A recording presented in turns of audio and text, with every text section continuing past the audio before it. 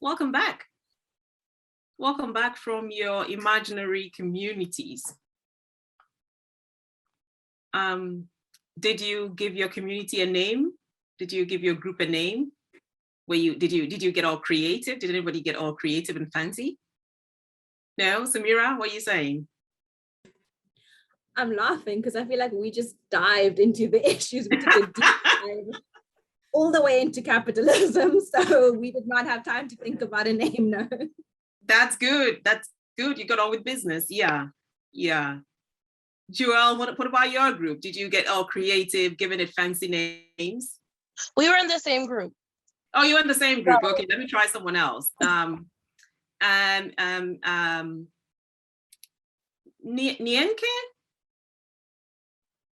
Yeah, Ninka. Yeah, I think we also just dived into it, but we did do a bit of a song. You did a song? Like a bit of a theme. But I think, yeah, Kirsten will get more into that. But yeah, I think we just spoke about the topics or the issues at hand, and we went from there. Nice, nice. And we'll see who's going to do the opera, because I think at the beginning of the session, we got a few people wanting to do some performance. It's amazing what happens when we form community. Pearl, did you get your group to kind of somersault a little bit and do something out of the ordinary? I was in the same group as Samira and Joelle, yeah. So we just dived into it, though we didn't really get to do any out of the ordinary. Yeah, we just really spoke. I mean, we even got cut while I think Joelle was still sharing so much. So yeah. But I like that you all jumped into it, because I think the first thing about some of these conversations and actions is urgency. Things are urgent. You know, I was facilitating a session yesterday, and it's kind of similar to this, but we named it Navigating Difficult Conversations. And some of these folks are in war zones, and, you know, some have been arrested by their government and so on. So we don't have the luxury, you know, of kind of dilly-dallying. These folks this is life and death. And I said to one of them, do you know what it means when a woman puts a pot on fire, but when you look into the pots, they're just stones in them? And what that means is that she has no money and food to feed her children. She's just gonna put it there so that children psychologically think there's food there. That's how urgent it is. And so she's cooking all day and she's telling them, go and play. Food is cooking, but it's just stones, just rocks and pebbles in there. And that is the kind of life and death situation some people are facing in their context. So you're right. There's no time to muck around. You jump into it, because that's the urgency of some of the dialogues. And I'll come to that shortly. But let's hear a little bit about your conversation. So there were two groups. And first of all, in the plenary, each of you chose an issue that you thought was pressing. Could you put in the chat, each person, what your personal issue was? Just drop it in there.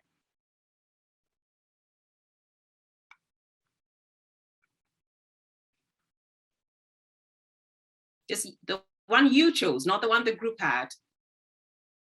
Consistent unity. Okay, keep it coming. Keep it coming. Access. Okay, lack of empathy, understanding, and humanity. Alrighty. Other issues? Your personal one. The one you chose in the group, in the plenary before you went out there. Lack of protection, access to quality education within the journey of children from basic education to higher education. Okay, awesome. Any more? Anybody there? Lack of access for the poor. Okay.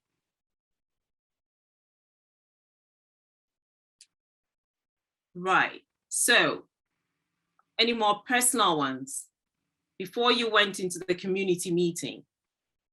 Sounds good. And for those who have joined us, Siswe and others, welcome. And we just thought about an issue that we think needs to be addressed, that we need to take action about. So you can just drop one in and you will quickly catch up with us. Abolishing capitalism. Wow, that, yeah. Samira is nodding, yeah. Pearl, thank you. Abolish, yeah. I know a number of leaders that need to be put behind bars so we can abolish capitalism. Yeah. Okay, so you had these individual ones, and then you went to the group. Now I'm going to divide it into group 1 and 2. So Samira, your group, I suppose is group 1, or we could say it's group 1. And Nyenke, you were in another group. So whoever was in Nyenke's group is group 2, right? Okay, let me start with group 1. The first question I have for you, how did you decide on that single issue to tackle? When there were maybe 6 of you in the group, 5 of you in the group, how do you decide on what to tackle? Anybody? I don't think we decided. It just happened. Like for me personally, I think about capitalism all the time and how like the systems and all that other stuff, but I understand that it's not always a safe space to discuss it because people operate within it every day. So when Samira just kind of went for it and then Pearl chimed in, I was like, okay, this is a safe space. I can let it rip. So that's kind of what happened. And everybody just chimed in and we didn't have to like decide. It kind of just flew to like, I don't know. Yes. Did you get to share your personal one with the group before you started? Yeah, I gave my perspective here in America and how I see it. And that is kind of just making those connections. And my stance was that in America, we act more progressive than we really are. So people can turn an eye to what actually happens here. And I feel like that is something that's important because people don't talk about it. People like to turn their eye to the poor and systems that keep people oppressed. No one wants to discuss it because of the American dream. And that if you can do it, anyone can do it. And that's just not true. Great. Some contexts. In some context, that's a good thing to add. I'll come to context at some point. So again, you went into the group with your individual issues. Did you share those individual ones before you went on to the one that you all kind of latched onto? No, we didn't. That was just the focus of like the entire conversation. Okay. Yeah. So somebody mentioned capitalism at the beginning and you all let go of yours and then you went with that one. But it kind of was like, honestly, how I felt the conversation go, it was like our individual like perspectives kind of fed into it. So it wasn't that we disregarded what we initially had on our minds. It kind of supported the point at the end of the day. Awesome. Can I hear from others in the group? Kirsten, Lily, Samira? Yeah, I was going to agree with Joel. Oh, no. Sorry. I think so. I shared and then Paul added on and it was very similar. Well, actually, I think Lily started by saying she had so many issues and so many different spaces to think of that, you know, she couldn't think of one. And I said I had a similar issue and kind of narrowed it down to like the tying link being a lack of understanding, empathy, and humanity, and then gave some examples, and then Paul then linked onto that, and then Joel, and then the common thread we decided was actually this capitalistic system, and our value system inherently is very wrong, and it fed into a lot of the individuals' issues, if that makes sense. Okay. Lily, do you want to chime in? Yeah, I wanted to add to that Samira helped me think about how to narrow down the problem itself, because she kind of went from, okay, this is about this and that's about that, but what's the common connection between the two? So I was thinking about that in the spaces that I had a hard time choosing between, and it ended up being that one common factor that connected them, which shows us that we think these places are all super different, but really they're all very similar. Great. And what is it that got you to the point of realizing that there are similarities? It was as you talked, as they explained, as Joel kind of explained what this looks like in the United States, and then you heard it, Samira, and then you thought that kind of fits into what I was thinking. Is that it? you know, their problems were a lot more profound, which is awesome, because I got to hear from their experience, you know, issues that come into their lives and that they think rather deeply about. And I really appreciated that. I was scared to share mine because at first I was like, this isn't really groundbreaking, you know, but at the end of the day, I was really happy what they came up with, and I agree with a lot of the things they added today. Thank you for saying that. And for everybody else in this session, that's you've got to say what it is that you're thinking to. That I have been in meetings where I'm thinking, what are they talking about? I mean, like, seriously? People are dying and they want to talk about the rights of the cats next door. And then, you know, then I stop. Okay, y'all, all of you animal lovers, don't kill me, don't shoot me. But but I breathe, and I'm like, I'm a dialoguer and I'm gonna listen. And as I listen, I could see how that issue behind the house is linked to the cat's issue. So thank you. But it's sometimes important to be able to say, this is not groundbreaking, this is not shifting anything. So thank you for that. I'm gonna come back to your group. I'm gonna take a little bit from the other group. Who in the other group want to get us started? Did you share your individual issues? And how did you decide on that one issue to tackle? Group 2.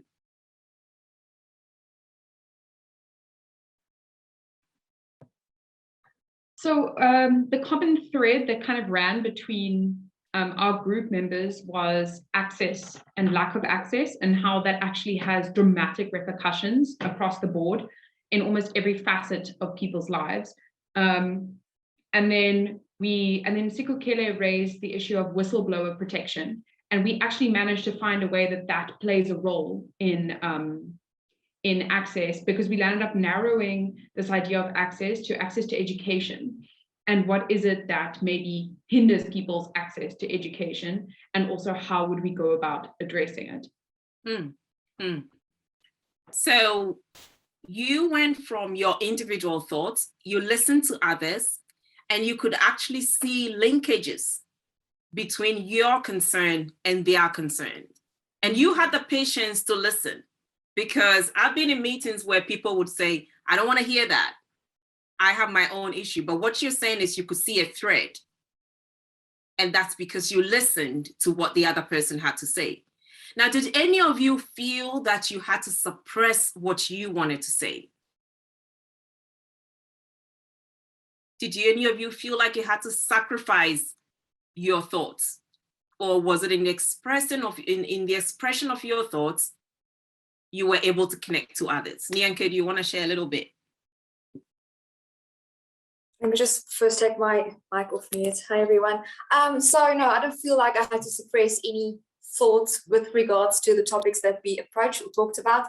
Actually, also like Lily, like you, like other people talked about that maybe something that you brought up, and from another perspective, it made completely sense to you in a new way. So that happened to me as well, with regards to the whole access talk, and how from different perspectives we approach that. So that's something that I'm thankful and grateful for, and also to see it almost like in a, not a new light, but from a new angle.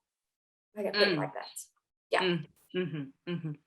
And from others I haven't heard from, Jakela, Taylor, Sikukele, can you weigh in? Delicia and Sizwe, feel free to jump in. I'm happy to clarify for you to catch up. Yes, Taylor. Hi, so I was actually in the first group, and we were basically just all talking about capitalism, and actually we first started off with like access. Samira brought up the discussion of poor people, and then went into the discussion of the middle class, and we didn't really get to a point of our actions. We more or less discussed the problems and how to define the problems and how to understand the problems in different spaces. Yeah, anyone from my group can weigh in, but I don't think we haven't really gotten the point of actions or what we can do to abolish capitalism, actually. That's good. I think you should run for president so you can abolish it. You can tell the Russians to go, burn the sea or something like that. Well, I'm just going to check in with Sikukele and Delicia. Do you want to weigh in?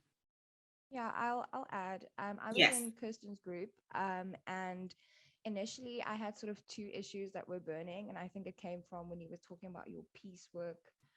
So I had thought about sort of gang violence and gangsterism within the Cape Flats, as well as the access to education, but they're linked. And I suppose I approached our session as going in with looking for synergy, because the task was about, finding some kind of common goal. And I think that was helpful in our process as well. So even though we didn't come to definitive action, what we were able to do was to narrow down, this idea of access to education. And then we tried to look for synergy. And I think that was sort of my point of view going into the conversation as well. So that was helpful. So I was okay to sort of leave the one issue behind for the other one, because there was more synergy in that. Yeah. Great, great. And I'm the first person to tell you that it's not always that you find people in your forum who are willing to see the linkages. I don't know if you can cast your mind back to somebody. There is always somebody sitting there who's going to make sure he or she they will just stick to that one thing and not shift. And this is where you come in. This is where people who have been part of Ubuntu Dialogues, when they happen to be in, thank you, Delicia, when they happen to be in these meetings, this is where you need the skills to navigate that conversation. And how do you do that? Is exactly what you said at the beginning, focusing on the issue and the thread that connects us. The thread that connects us. Now, who knows a word in this conversation that can refer to this thread that connects us? Oh, please tell me you know this one. Shout it out. Thank you. Thank you, Leriko. Thank you, Joel. That's what I'm talking about. That we do a different kind of dialogue, not because we shut up. Anybody who knows me knows I don't shut up. Do I look like I shut up? I get into trouble. I get kicked out of the room. I come back again. You don't kick me out. I choose to leave. So I come back. But also, it is my responsibility as an Ubuntu dialoguer to get us beyond stalemate. And I have to make sure that does not stifle any voice. And let's move on a little bit. Let me show you a little bit more. I'm going to share my screen now. And I might not see all of you very well, but can you see my screen? Yes. Okay. So what we've done in this debriefing session is to look at how you decided, how did you decide on the issue to tackle? And you've had good experiences. And I'm highlighting the fact that it's not always that easy. I've been in conversations that has taken 2 or 3 meetings for us to go beyond the hurdle. I've been in regions, especially conflict zones, where we call the elephant in the room. The conflict is sitting in the room, nobody is moving. I've been in meetings where gender has been the reason we've been stuck, So, so there are those difficulties. And now I want you to reflect on yourself. Now we started with the individual, you selecting an issue that you cared about. I want you to take a second, a moment, to now reflect on yourself and ask yourself, what is it that you learn about yourself in dialogues? Just being in there, listening to other people mention the issue they are concerned about, and being able to see linkages or not, share or not share. What is it? And I'm not going to kind of ask everybody, but I would like to hear a couple of voices. If you just put your hand up. What did you learn about yourself? What shifted inside of you just doing that really little problem thing? Jakala?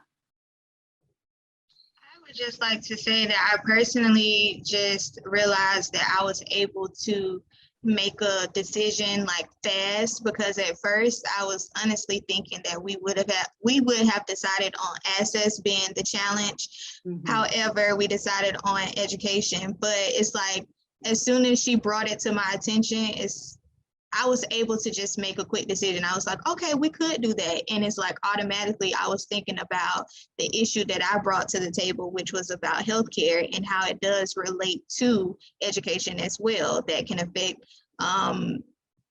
students going to school because of mental health concerns. So just being willing to first listen and then make a decision that is right for the group. So not being selfish.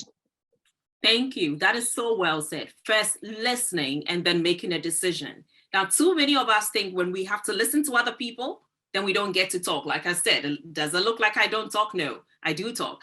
So, but you listen carefully. And if you have any lawyers in your family, ask them. You listen carefully because in law, that's the one thing that's going to get you forward. Listen to the argument so you know how you punch back. So, but we're not punching in this kind of dialogue, but we've got to speak wisdom into the space. Lily.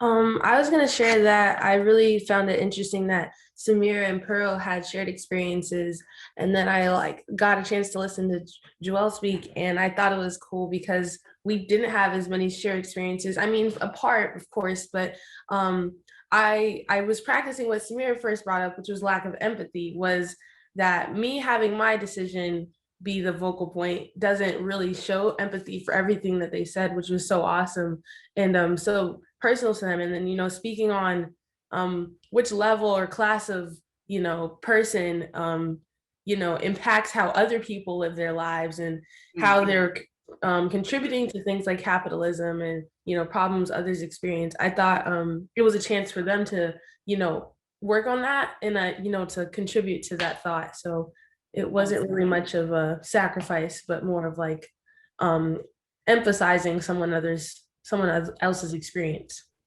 Thank you. Thanks for that, because I struggle with the sacrifice language.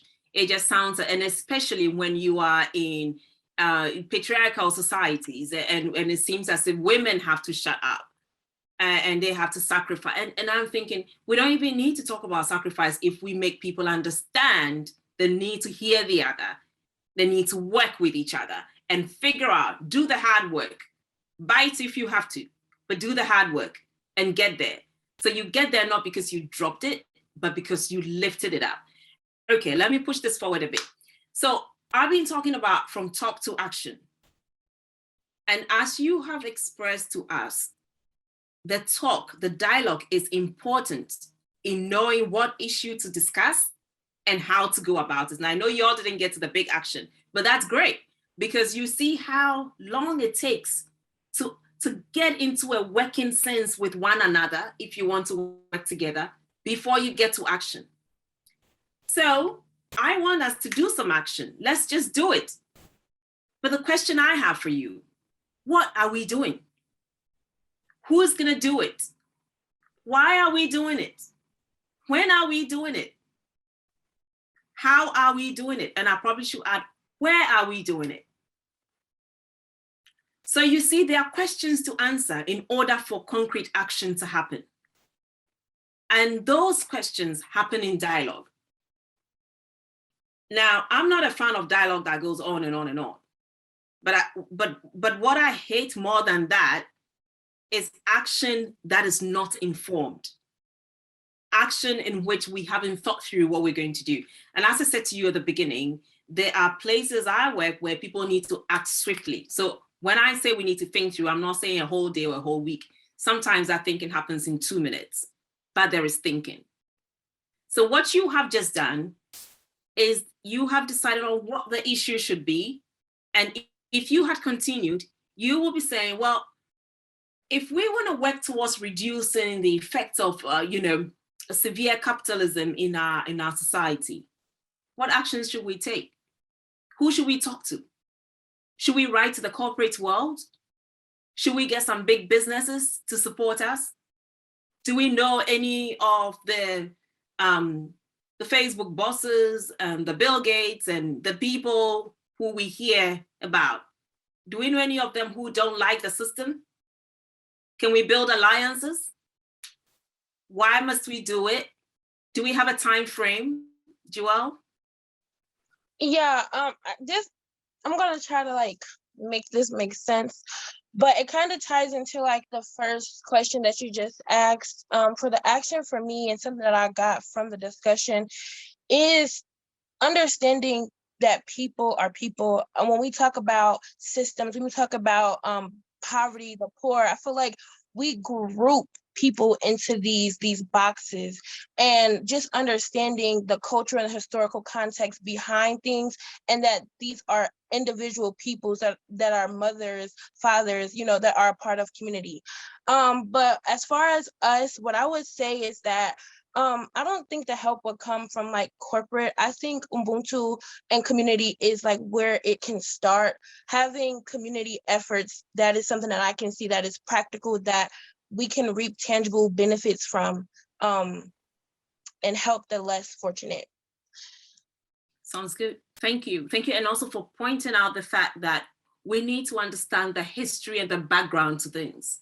That's part of the reason we talk. The worst thing is to have somebody, you know, I think as an African, I can say, you know, I often encounter people who just do this African generalization, like I'll be in meetings and, oh, in Africa is this, therefore we should do this. And I often say, I'm sorry, which Africa are you talking about? Is it Southern? Is it Western? Which one? So we you know, as you said, Joelle, we just put people in boxes.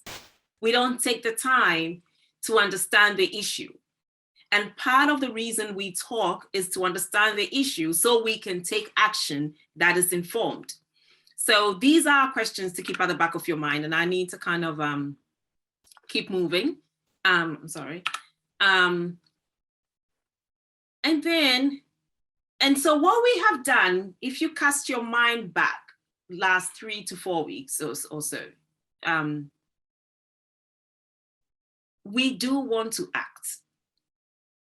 The reason we have dialogues is because we want to act. And we have to talk in order to act. Although sometimes we would have done the talk already. There's certain actions I'm taking now. People don't know that I did the talk already 6 months ago. So now it just it looks as if I'm acting. They're like, how do you get all these things out? It didn't just happen.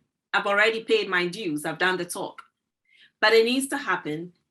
And I think what we need to take with us is that we don't want to just talk. We don't want to just act.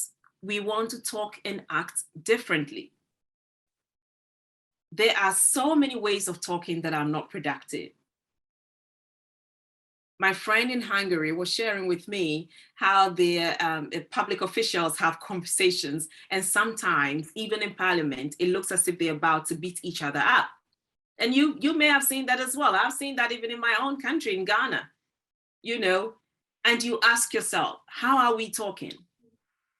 And yet we're not saying talk in a way that you don't voice what you feel. As you can see, I come to conversation with all of me. Because as we said last week, when I enter a room, I enter with all of me, which is ancestors, everybody that formed me. The beginning of the session, some of you mentioned God. So I come with all of me, but we want to act differently. So keep going back. I mean, I think you're looking at the screen and just do this. I'll just allow you to do this test for yourself. The Y and N is yes or no.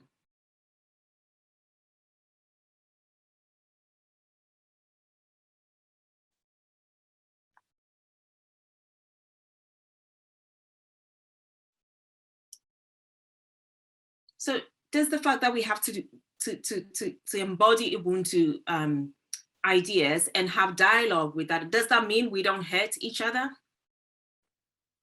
course, we don't plan to go out and hurt people, but some of the conversations can be hard talk. So Ubuntu is hard talk sometimes, and actions.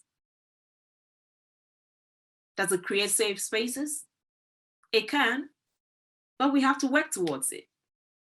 And that's what I want to highlight with this.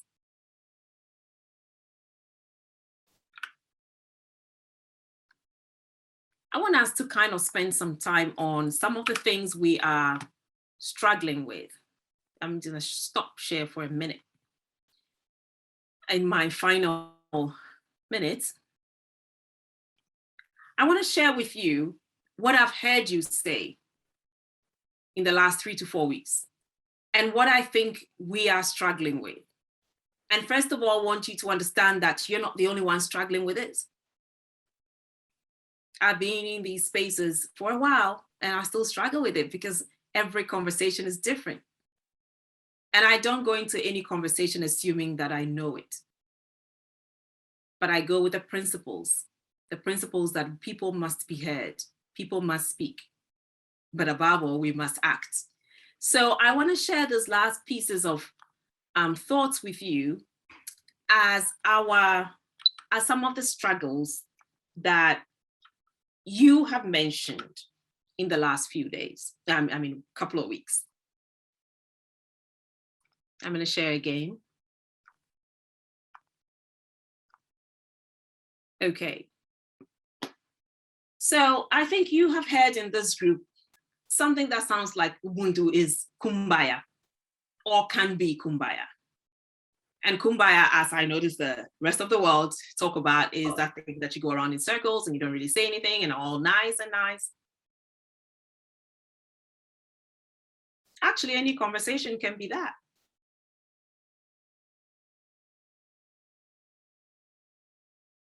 But it doesn't have to be.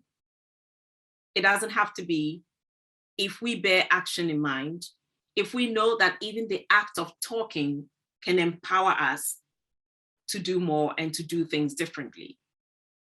And just feel free to put up your hand if any of these things trigger something that you want to share. I've heard people say, yeah, I get it, but I want to promote accountability. And it kind of sounds like if you have to practice the sense of Ubuntu, then you are kind of letting people off the hook. And I can see where that is coming from. As I said to you before, there's been issues with especially gender issues, and particularly with women, where, you know, people are supposed to let go of certain things for the sake of the community and all of that. And I don't think that's what we're talking about. I think we're saying that those of us here, those of us who go through these processes, we've got to be able to have the hard talk, and we've got to be able to do it and still hold those values in place. So we can't and must promote accountability, but we probably can do it a little more differently from what others without those principles will do. I've heard somebody say in this group, I've been sensitive, not wanting to step on somebody's toes. Has anybody felt that way in various conversations? Even in this conversation with participants, that sometimes you're being careful? And I don't think there's anything wrong with it, to be sensible. I don't think you need to go out and make sure that you upset everybody. I mean, that's not something to kind of aspire to be. I'm the person who goes out to upset everybody. I'm like, do you want to write that on your CV? Like, does that get you a job? Maybe a bouncer at the club, maybe. But I don't know why you would like to be that person. However, you also don't want to be that person who just doesn't speak up. And by that, I mean knowing when to speak. It's important. But who doesn't speak up and gets so jittery? And for those of us going through this process, we want to be able to know how to speak, when to speak in ways that are productive. I see a hand up, I think Samira. Yes, sorry to interrupt. I just, go ahead. Yeah.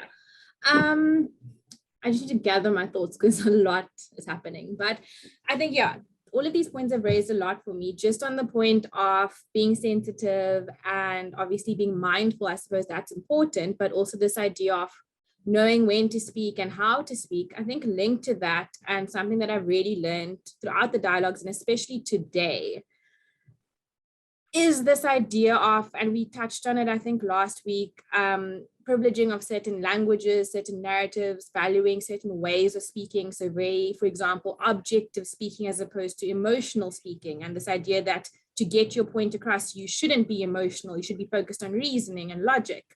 And more, especially with these issues that we're dealing with, I don't agree with that. And I think that it's also very difficult So I'm not saying we should go about, shouting at people or screaming at people or crying in the middle of, which there's nothing wrong with, crying, and we talked about wailing and, expressing emotions. But I think for me specifically, in previous spaces like these, I would never raise my hand and speak unless I had a clearly formulated sentence or paragraph that I was ready, for the world to hear, and it had to sound, perfect. And today in the dialogue, I kind of just, in the break room, I just went for it.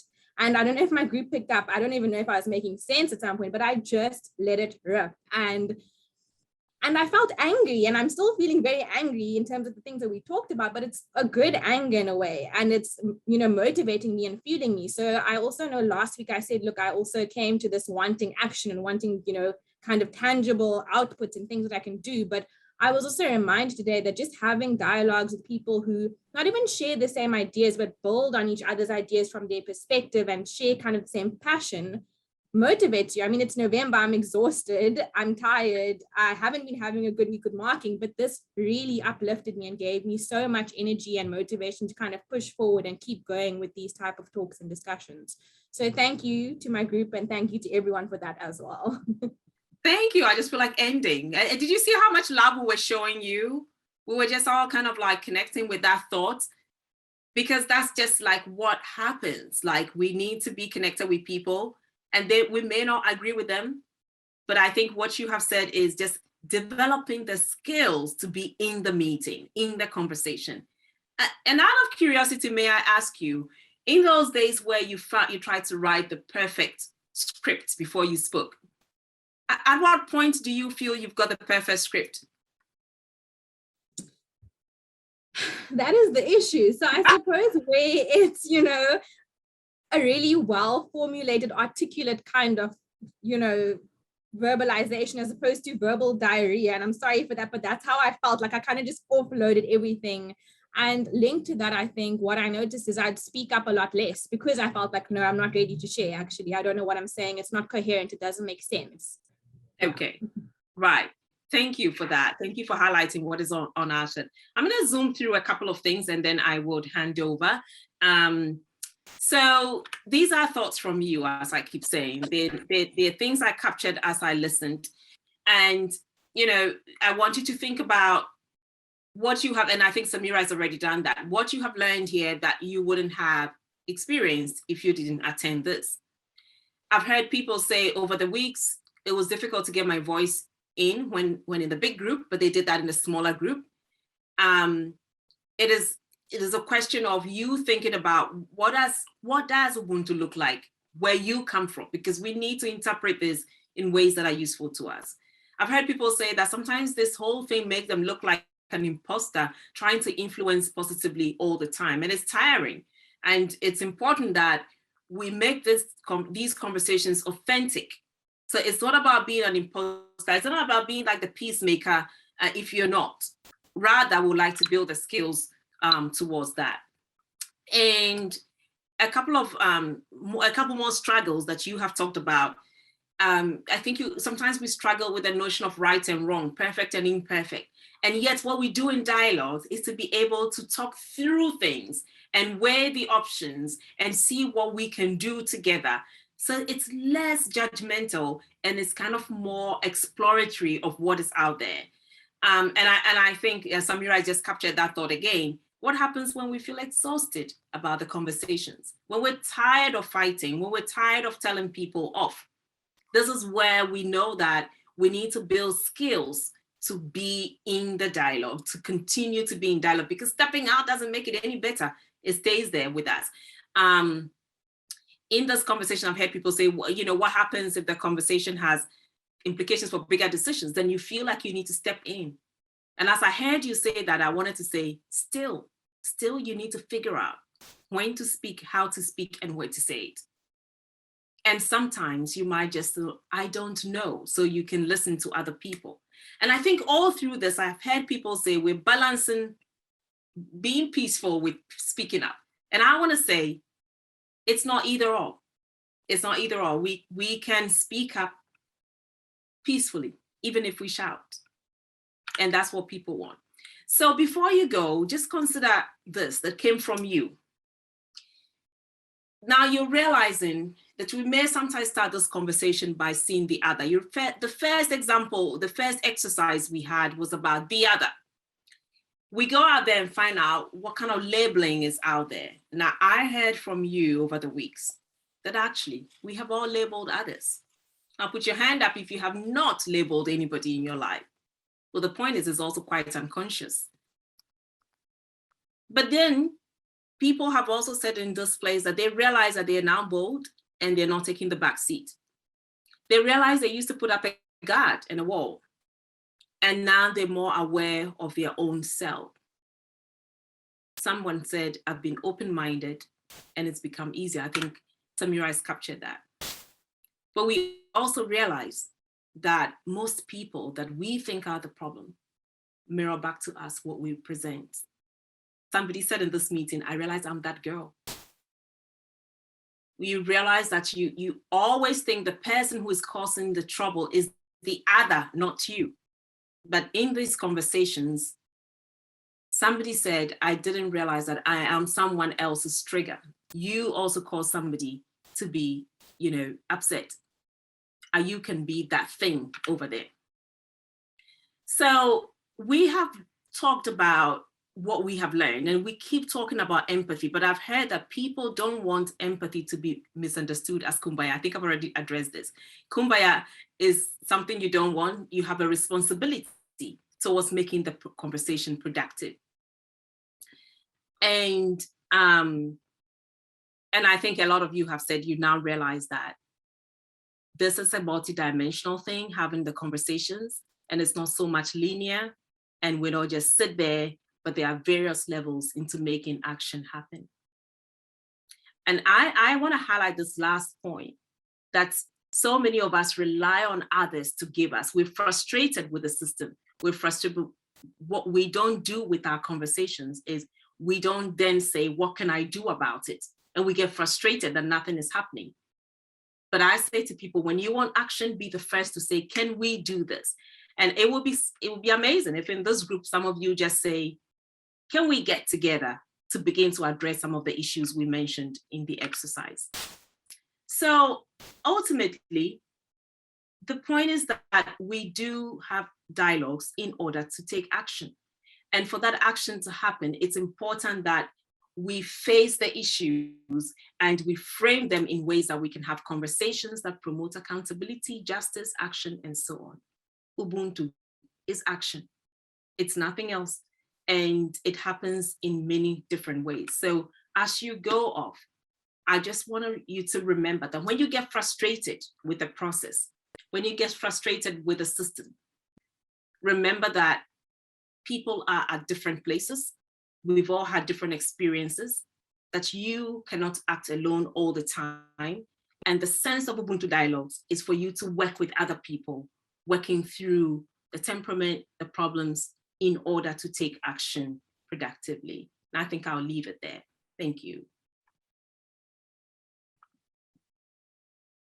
Thank you, Ruby. That was really well captured. Thank you so much for rounding up the 4 weeks and also just facilitating an extended reflection. I think all of us are sitting with a lot of gems, no pun intended, Ruby. But thank you so much. So I'm going to hand over to my apologies for taking 10 minutes from you. No, it was necessary, I think, because it's the last session, and I think it's important for us to, have something to walk away with. It's not a fast food joint, so we like slow meals. Yeah, it's okay. Thank you.